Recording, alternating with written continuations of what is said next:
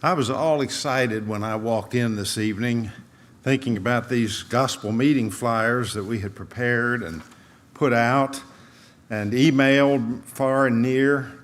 And you probably saw them. Maybe you picked up one. Maybe you have one posted on your refrigerator. And one of our dear sisters was looking at that and noticed that right in big, bold print across the top of the page, it says, Fall Gospel Meeting. Well, I guess I need some of you ladies to keep me straight around here.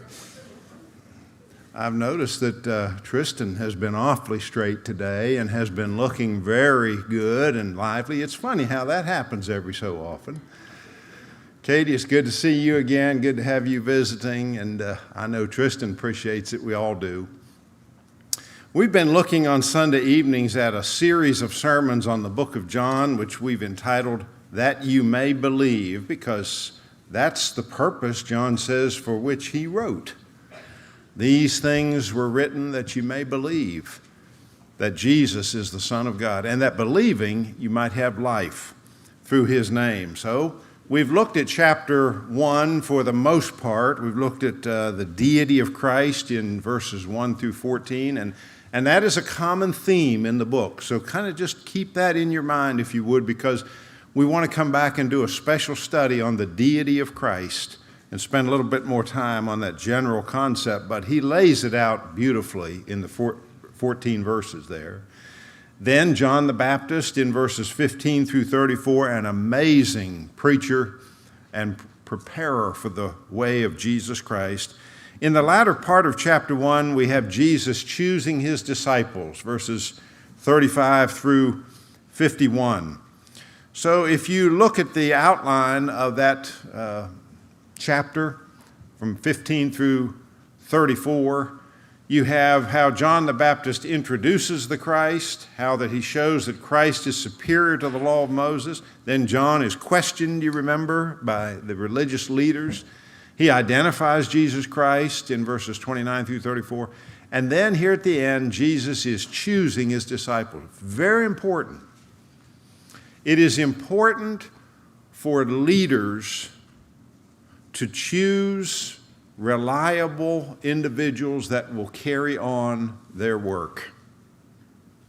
I've been amazed at how successful people have surrounded themselves with individuals sometimes quite a bit younger than themselves, or who would be on the scene long after they're gone, who can carry on the work, who share the vision. Jesus had a special insight into people, and he certainly picked some amazing men as his apostles. So again, we see in the text there, verse 43, on the morrow he was minded to go forth into Galilee, and he findeth Philip, and Jesus saith unto him, Follow me. Now, as we pointed out last week, it's at first maybe a little hard to understand why someone would just drop everything and follow a stranger on the words, follow me. But Jesus wasn't really a stranger. They had been prepared for Jesus. Many of them were disciples of John the Baptist. They were strongly influenced by John. They were looking for the Messiah. And in fact, that's what Nathanael concludes. He answered, Rabbi, thou art the Son of God, thou art King of Israel, down in verse 49. But in verse 44, Philip was from Bethsaida, the city of Andrew and Peter, and he findeth Nathanael, according to verse 45. You notice how these men are interested in leading others to Christ. What an example for you and me today. We saw how Andrew found his brother, Peter. Peter would become one of the prominent, certainly one of the pillars in the early church, and yet it was Andrew who led him to Christ. Are we leading people to Christ? Philip finds Nathanael, says, We have found him of whom Moses in the law and the prophets wrote, Jesus of Nazareth, the son of Joseph. Notice how they plugged him right in to his genealogy. They knew exactly who he was. He had been in their background in the growing up in their hometown. Nathanael says to him, "Can any good thing come out of Nazareth?" See, Nazareth had a bad reputation. There are towns that have bad reputations. Nazareth was one of them. When Marvina and I visited in the Bible lands, we got to go to Nazareth. And I'll tell you, it may have had a bad reputation then, but that's the one city where we visited where we found the Lord's church. And we worshiped with the Lord's church in Nazareth. And I think I showed you some pictures of that. We actually sang from hymn books that they had that had some of the same songs that we use here at Central. And it was so refreshing to be with brethren. But so there are Christians meeting this day in the city of Nazareth. Can any good thing come from there? Philip says, come and see. Just come and see. Jesus saw Nathanael coming to him and saith of him, Behold, an Israelite indeed, in whom is no guile. Now, how would you like someone to greet you that way if you were an Israelite? Maybe you say you are a citizen of Martinsburg, West Virginia, and somebody greets you, Behold, a citizen of Martinsburg, in whom is no guile. Don't you think that would make an impression on you? Jesus was looking into his character. He was sizing him up and letting him know, you're going to be a special person. You are a special person. And Jesus had a way of doing that, of drawing out the best in people. I think of people who have had an influence on me. I remember Brother Gardner, E. Claude Gardner at Freed Hardeman, who it just seemed like never failed to encourage me and to point me out in a crowd or to others in a way that made me feel special. And that's a talent. That's a remarkable talent to be able to do that, make people feel special. We need to be thinking about other people and their feelings. Let's not be so shy or withdrawn that we forget to make people feel special. When we have visitors come into our services, Sunday morning, Sunday evening, Wednesday, it doesn't matter. Let's make them feel special. If they say something, and it doesn't take long before you can latch on to some little thing that they say, just strike up a conversation, and they'll say something like, let you know that maybe they prefer a certain football team or baseball team, or they're from a certain place. Make them feel special. That's what Jesus did. Behold, an Israelite indeed, in whom is no guile. Well, Jesus makes that statement. Nathanael then responds, Thou art the Son of God. Wow, what a conclusion. And Jesus says, Because I said unto thee, I saw thee under the fig tree, believest thou? Thou shalt see greater things than these.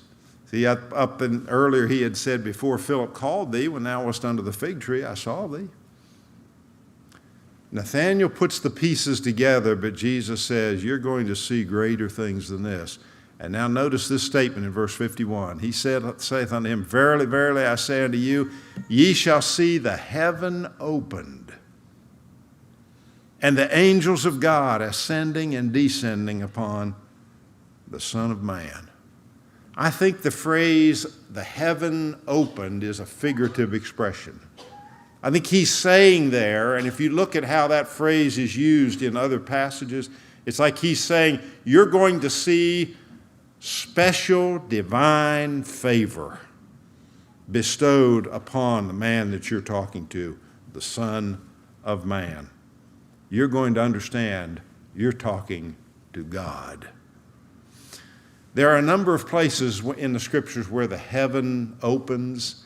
One of them is the baptism of Jesus Christ, remember? And descending from heaven in the form of a dove, there was the Spirit. Again, a voice from heaven, Thou art my beloved Son, in whom I am well pleased. Divine favor. So, Nathanael recognizes, I'm going to follow this man. Philip says, I'm going to follow him. Peter's going to follow him. Andrew's going to follow him. What's happening? Jesus is assembling his apostles, his disciples that would be close to him and taught in intimate, factual knowledge of the gospel of Jesus Christ, and would be prepared then to carry on after Jesus leaves. Now, I want to focus our thinking this evening in chapter 2 upon the first of the 7 signs that are recorded in the book of John. In the first 11 verses, Jesus performs this miracle. Later in the chapter, he will cleanse the temple, verses 12 through 25. But we want to look at the first part of that chapter in the remaining time we have here this evening. There are 7 signs in the book of John. What is a sign? A sign is something that tells you of something else.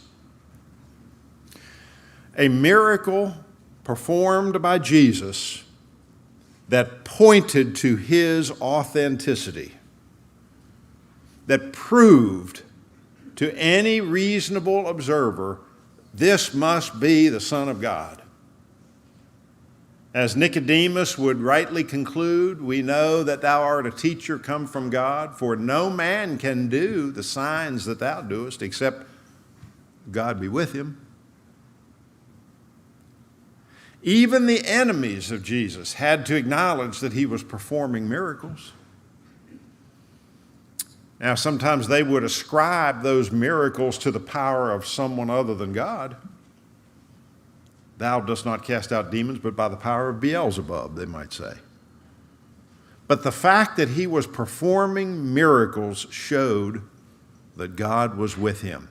So in the book of John, you find 7 signs: the changing of the water to wine in chapter 2, the cure of the nobleman's son in chapter 4, the healing of the paralytic there at the pool of Bethesda, which is an amazing incident, and I hope we have time to develop that in chapter 5, the feeding of the 5,000 in 6, the walking on the water in 7, the healing of the man who was born blind, a miracle that teaches so many other lessons as well as the healing itself in chapter 9. And then finally, the raising of Lazarus from the dead in chapter 11. It's like John is picking the best or most appropriate fruit off of a tree that's just loaded.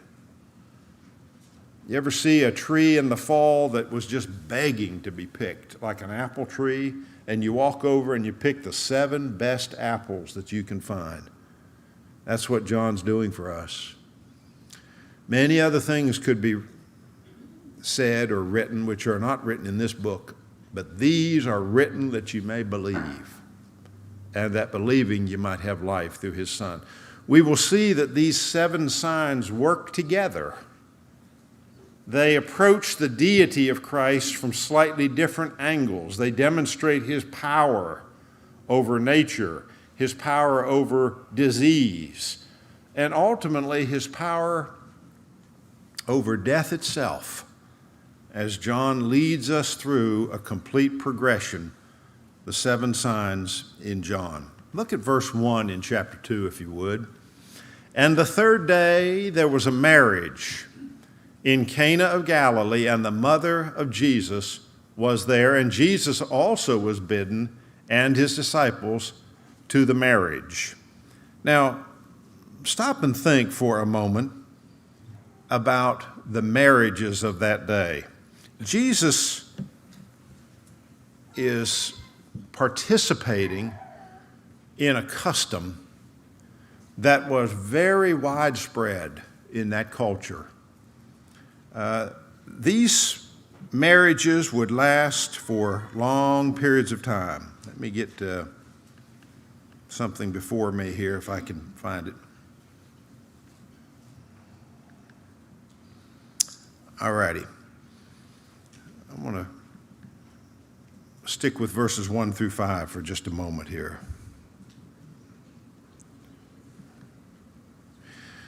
Okay, so the third day, notice the progression in time in John's narrative here. He's told us about the events of the first day, then of the second, the calling of these additional disciples, and now the third day, he directs our attention to this sign in Cana of Galilee. When a family would have a marriage in that culture, it was a tremendously important occasion. Now, even today in our culture, weddings are typically a pretty big deal. But folks, the weddings of that day were even a bigger deal. They would be accompanied by usually a week of festivities. Guests would be arriving all week long. The family would be there hosting the get-together. There would be ample food and drink provided to many times a large number of guests. It was an expensive undertaking. It would often involve hiring a manager to manage the meal and the accommodations. There would be places for the guests to stay. Many of them would come from out of town, come long distances to assist in the celebration. It would be the height of embarrassment if someone were unprepared or if they ran out of food or drink, as happened here.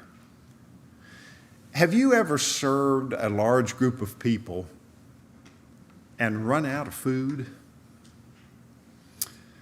I remember we've had potlucks here, and one problem we typically do not have is running out of food, but occasionally we don't know how many are going to stay. And there have been times where we've had far more people show up than we expected. You remember some of those times? Where you might have to run out to get a couple dozen pieces of chicken to sort of fill in the chinks, if you will, and make sure everybody's got enough to eat. Can you imagine putting on a marriage feast or series of them and running out of food or drink? And so that's what happens. Now, Jesus' mother is not the one putting on the feast, but she's invited. She's there. And evidently, this is somebody that she knows very well and is very concerned about, because she is quite concerned when she sees the problem developing. And Jesus, of course, was invited, and his disciples. This shows, incidentally, that his disciples by this time are beginning to be associated with him. They've been called, and they are connected with him in people's thinking. And when he's invited, these disciples are also invited. Well, when the wine failed, verse 3, the mother of Jesus saith unto him, they have no wine. Now, the serving of wine was very common in Middle Eastern culture at the festivals and at the marriage feasts. It was either alcoholic or non-alcoholic. The English word wine translates a Greek word that can mean either one. Which one do you think it was? Jesus' mother being there and Jesus himself. Well, we'll come back to that thought in just a moment. But the drink was depleted. We ran out. And the mother of Jesus is mortified. Now think about this. She is so concerned that she says to Jesus something about it. They have no wine, verse 3. Why would she say that? I mean, she may have been, at first glance, just talking to her son because she was close to her son. This was heavy on her heart, and she's just sharing a concern that she had. But there's more to it than that. Look at the next verse, 4. Jesus saith unto her, Woman, what have I to do with thee? Mine hour is not yet come. What's he saying there? Is he being disrespectful? Of course not. Jesus was never disrespectful to his parents. He loved his mother, and he loved her all the way to the end. You remember even on the cross, making provisions for her care by the apostle whom he loved, John, who was also present at that moment. He was not being disrespectful to his mother. He was asking her an important question. And he was pointing out, the time for my complete revelation has not yet arrived.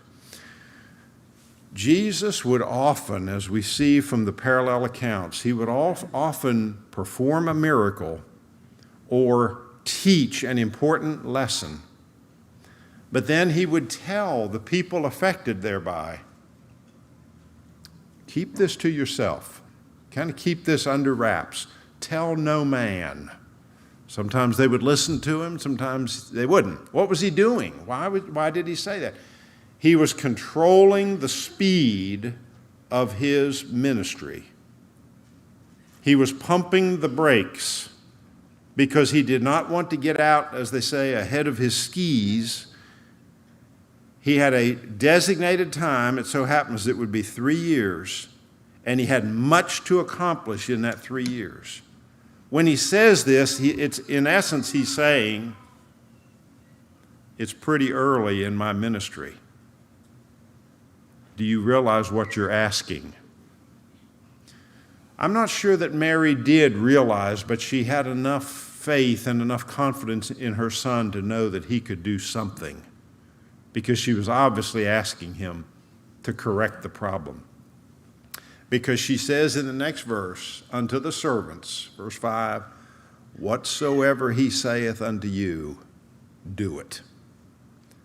Mary didn't know what Jesus was going to say or do. She didn't know how he was going to handle it, but she had confidence that he's going to handle this problem. This was a big deal to Mary. Her friend, close friend, is about to be humiliated. And Jesus can do something about that. Whatever he says to you, you make sure that you do it. Now, let's look at verse 6. Now there were 6 water pots of stone set there after the Jews' manner of purifying, containing 2 or 3 firkins apiece. Jesus saith unto them, fill the water pots with water. And they filled them up to the brim. And he saith unto them, draw out now and bear unto the ruler of the feast. And they bear it. So Jesus commanded the servants to fill these 6 pots, which would have been used traditionally by the Jews to purify themselves. Now notice there was no part of the Mosaic law that specifically required that, but this had become customary because John says after the manner of the Jews for purifying. These water containers had a capacity of 3 firkins. A firkin is converted to about 8 gallons. So each water pot would hold 24 gallons. Those are pretty good size pots of water. All 6 pots then would hold 144 gallons, if full. And the text says they filled them to the brim. After they filled the pots with water, Jesus commanded them to take a sample of the contents out and give it to the, quote, ruler of the feast, verse 8. Who was that? Well, that was that individual, often hired, who was responsible for managing this tremendous banquet. The ruler of the feast tastes the water that Jesus had turned to wine. The next verse is going to tell us that he was astonished at it. Verse 9, when the ruler of the feast tasted the water now become wine and knew not whence it was, but the servants that had drawn the water knew, the ruler of the feast calleth the bridegroom and saith unto him, every man setteth on first the good wine, and when men have drunk freely, then that which is worse. Thou hast kept the good wine until now. Something different about the way you've handled things here. You've been holding back on us. Now, a lot of people who have been, I think, led to believe that there's nothing wrong with drinking alcoholic beverages take those 2 verses and they try to say, well, that must have been alcoholic wine. But we've already seen that the word wine can mean either one. In fact, I want to refer you back to a sermon that we preached several months ago, specifically on the Christian and alcohol and drinking alcoholic beverages. We've seen that the Bible uses the word wine to refer to at least 3 different stages of grape juice. There is that which is still in the grape, is sometimes called. There is freshly squeezed grape juice, is sometimes called wine. And then there is wine that is fermented in nature. The latter category is always condemned as a beverage in the Scriptures, without exception. If you have any doubts about that, turn in your Bible, please, to Proverbs chapter 23 and listen to how God regards alcoholic wine. Now, he's not talking here about grape juice that is freshly squeezed or preserved or even still in the grapes. Proverbs 23, beginning at verse 29. Solomon asks, "Who hath woe?" Now, the word woe means a lot of trouble, a lot of problems, sorrow. Who has woe? Who has sorrow? Who hath contentions? What are contentions? Contentions are struggles, fights, conflicts. People who just cannot seem to avoid a good brawl. Who hath complaining? Now, if you've ever known a drunkard, you've known a complainer. Who hath wounds without cause? Why am I hurting here? Why is my elbow all sore? How'd this get scraped up? I'll never forget walking down the sidewalk as a very young man with my dad one time and seeing a drunk laying on the sidewalk in the middle of the day. He was rolling around in broken glass. Obviously, the bottle of liquor that had been in his pocket or in his hand earlier. Who hath wounds without cause? Who hath redness of eyes? Have you ever noticed a person's been drinking how red their eyes are? Who has all of these things? Solomon says, they that tarry long at the wine, they that go to seek out mixed wine. There's your alcoholic wine. Look not thou on the wine when it is red. Don't even look at it. Now, I know that's hard to do because it is plastered in front of you in commercials, on the television, and on billboards, and in just about every form of media. I wish I had a small fraction of the money that is spent in this state alone to advertise alcoholic beverages. Just a fraction. Can you imagine what we could do with the Lord's church and the work of the church with that money? Well, don't even look at it, he says. Look not on the wine when it is red, when it sparkleth in the cup, when it goeth down smoothly. Oh, they talk about it in such glowing terms. But watch, at verse 32, at the last it biteth like a serpent and stingeth like an adder or a scorpion or a poisonous spider. Verse 33, thine eyes shall behold strange things, and thy heart shall utter perverse things. Incidentally, husbands, some of the most perverted, hurtful things that have been said by husbands to their wives have been said while under the influence of alcohol. And I might add, occasionally it works the other way too. Solomon says, thy heart will utter perverse things. You ought to be ashamed of yourself for even thinking such a thing, much less letting it come across your lips, that you would say that to the love of your life. You wouldn't have done that had it not been for the influence of alcohol. Solomon is warning us here. Thine eyes shall behold strange things, and thy heart shall utter perverse things. Yea, thou shalt be as he that lieth down in the midst of the sea. Do you ever try to lie down on a ship like a small sailboat? I remember one time going out with a friend on a sailboat on the Chesapeake Bay, and the sun was hot, and after a few hours of that, I just felt literally sick. I tried to lie down to just kind of rest and get my eyes and my head feeling right. And the whole world seemed to be rocking. That's what Solomon is saying. Like one who lies down in the midst of the sea. Or as he that lieth upon the top of the mast. Can you imagine that? That kind of swaying and unsteady motion. They have stricken me, shalt thou say, and I was not hurt. See? You ever been hit and it didn't even hurt?